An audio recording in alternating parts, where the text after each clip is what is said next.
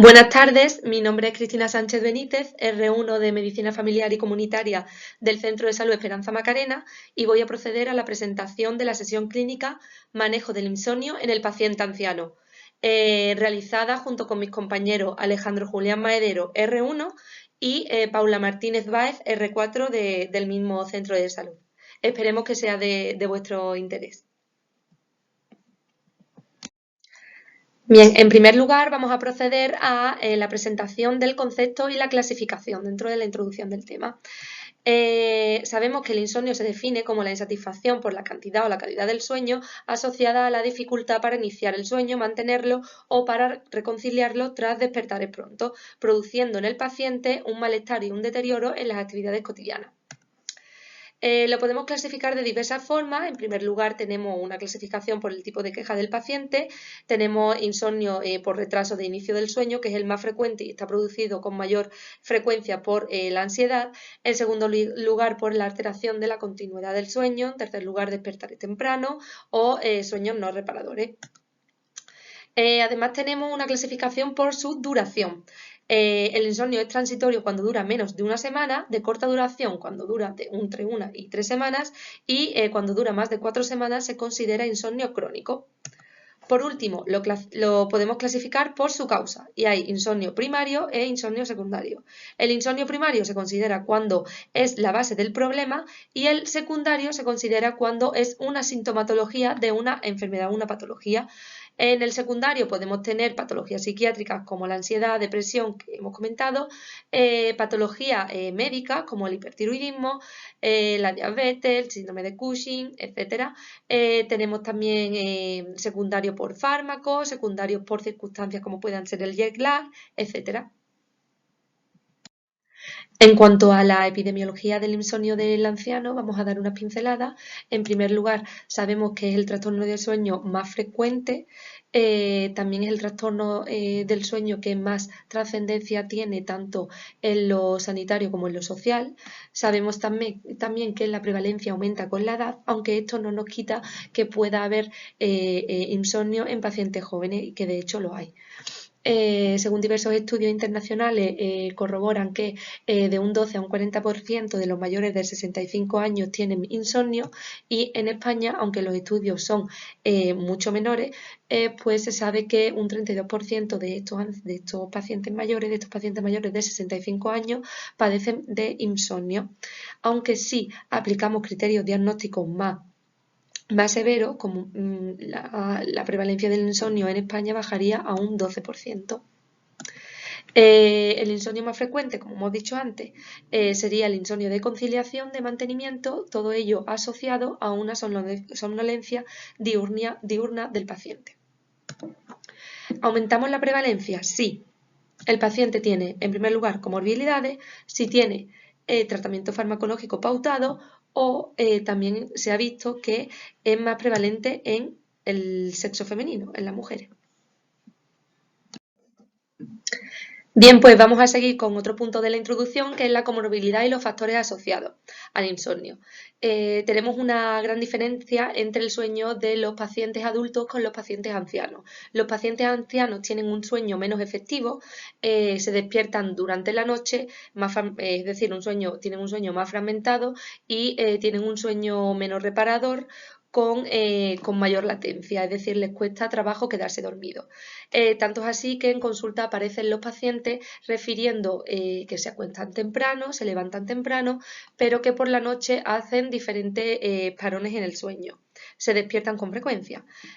Todo ello pues va a hacer que la calidad del sueño en estos ancianos sea pues un poco peor y que por tanto por la mañana o durante la tarde aparezcan siestas para suplir la carencia de sueño por la noche.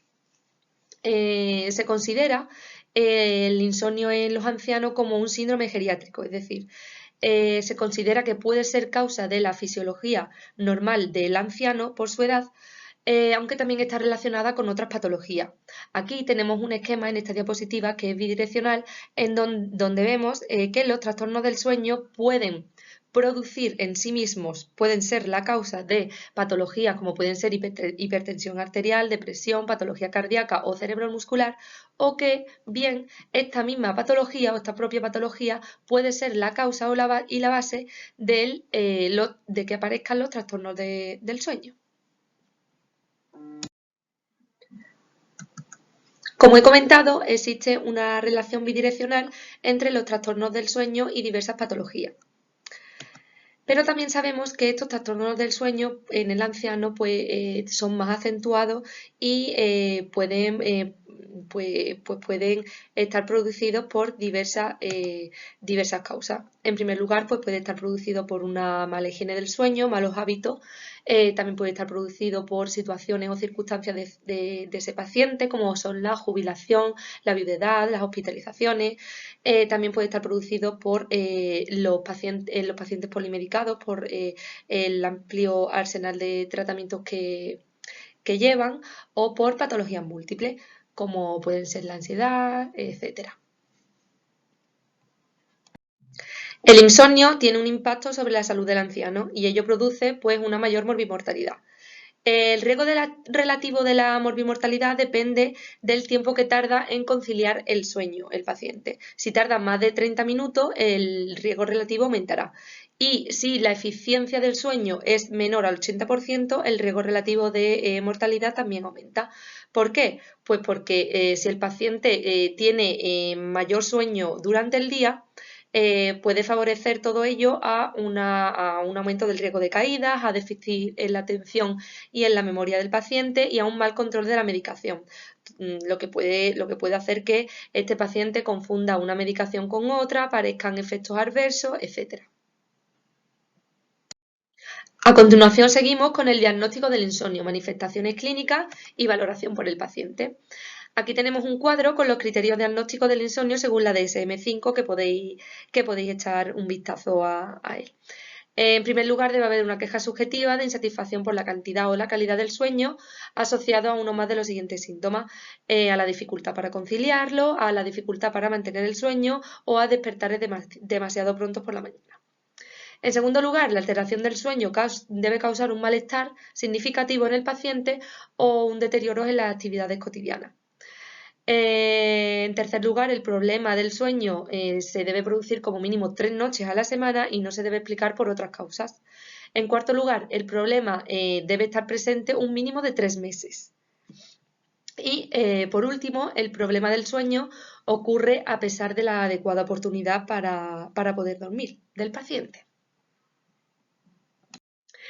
El diagnóstico del insomnio se realiza fundamentalmente en atención primaria y nos vamos a basar en diferentes escalones para ir haciéndolo. En primer lugar, hay que hacer una valoración inicial con la historia del sueño de este paciente, haciéndole una buena anamnesis. Para también averiguar la etiología de este insomnio. Además, debemos hacer una exploración física. Y si con ello nos damos con el diagnóstico de este insomnio, podemos hacer pruebas complementarias o también utilizar otras herramientas. Solo si con la anamnesis y con la exploración física no se realiza el diagnóstico, pasaremos a pruebas complementarias o a la derivación a la unidad del sueño. Bien, pues en consulta lo primero que tenemos que realizar es una anamnesis de este paciente. Le vamos a hacer unas preguntas como son el momento de la noche en la que aparece el problema, si es al acostarse, si es durante el sueño, si tiene despertares temprano. Le vamos a preguntar sobre las repercusiones que tiene durante el día este sueño, si tiene alteraciones cognitivas durante el día, alteraciones de despiste, etcétera. También le preguntamos por la duración, por la frecuencia del problema, por la historia previa que ha tenido del sueño, por otros síntomas o acontecimientos nocturnos como pueden ser inquietud en piernas o apnea.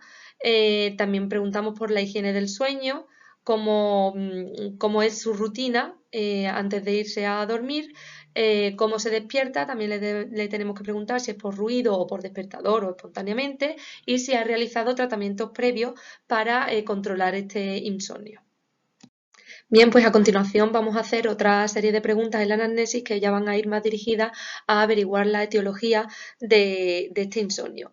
En primer lugar, secundaria a otra patología, podemos tener, por ejemplo, si el paciente nos comenta o nos refiere que siente incomodidad con las piernas, no puede mantenerlas quietas y le alivia cuando las mueve, podemos sospechar síndrome de piernas inquietas, cuando el paciente va muchas veces a orinar por la noche, nicturia, cuando este paciente vemos que está obeso o que tiene algún otro factor para considerar el SAOS.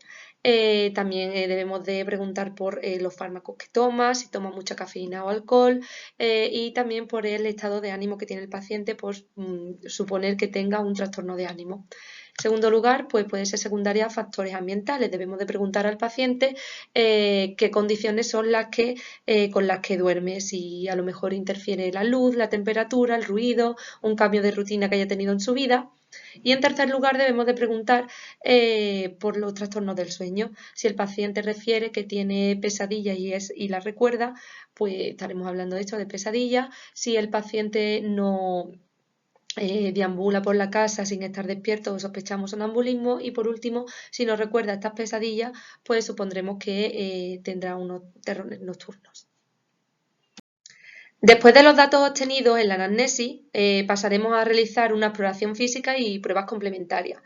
Ello lo que nos va a orientar es un poco más al diagnóstico etiológico.